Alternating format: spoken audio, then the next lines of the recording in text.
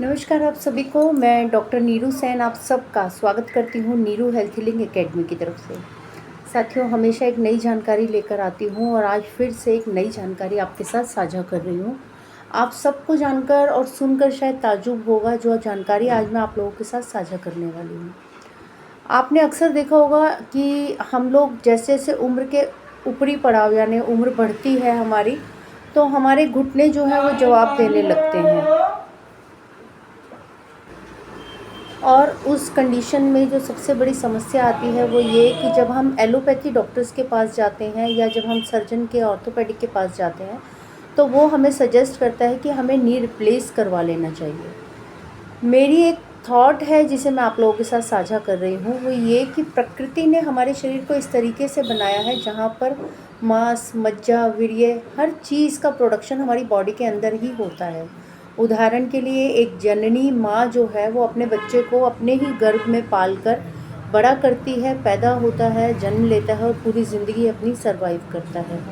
अगर हमारे शरीर में इंटरनली ऐसी मशीनरी लगी है तो हमें उसे एक्टिवेट करना आना चाहिए।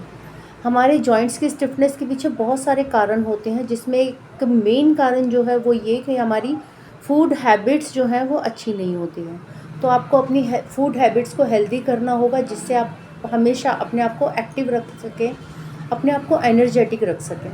फूड हैबिट्स कैसी होनी चाहिए, किस तरह से आपको खाना चाहिए, ये सब मैं पिछली कुछ वीडियोस में आप लोगों के साथ साझा कर चुकी हूँ।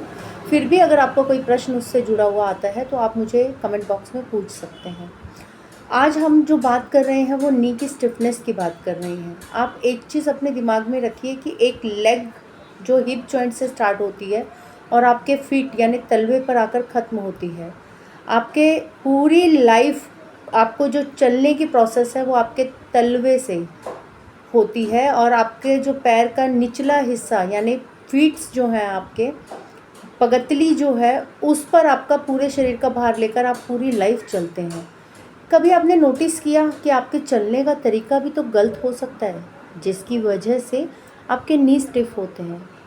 क्योंकि एक पूरा अगर हम कभी भी किसी भी रस्सी को या किसी भी चीज़ को अगर हम देखते हैं तो वो हमेशा कॉर्नर से जब बिगड़ती है तभी जाके उसका असर हमें बीच में देखने को मिलता है। सेम एज जब हमारे हिप जॉइंट के पास या हमारे फीट्स यानी तलवे के पास किसी भी तरह की कोई डिफॉर्मिटी स्टार्ट होती है तभी जा कर के हमारे घुटनों पे उसका असर देखने को मिलता है। तो आप अपने घुटने को हेल्दी अगर रखना चाहते हैं तो बहुत सारे लोगों ने आपको सुझाव दिया होगा कि आप लोग घुटने की मालिश करें, घुटने पे लेप करें।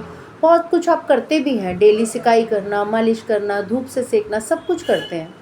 मेरे कहने से आप एक काम कीजिएगा कि आपके पंजे यानी ये आपका पंजा है और इसका ये एंकल जॉइंट है, इस एंकल जॉइंट को आप ऑयल लगा के डेली इस तरह से मसाज करना शुरू कर दीजिए।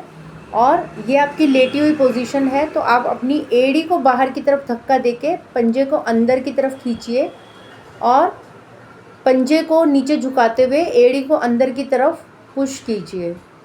ये फ्लेक्सिबल मूवमेंट जब आपकी रहेगी तो आप देखेंगे कि आपका अलाइनमेंट सेट हो रहा है, जिससे आपके घुटने की जो स्टिफनेस है वो काफ़ी हद तक आपको कम करने में सहूलियत होगी। तो आप इसे ट्राई कीजिएगा, लोगों के साथ शेयर कीजिएगा।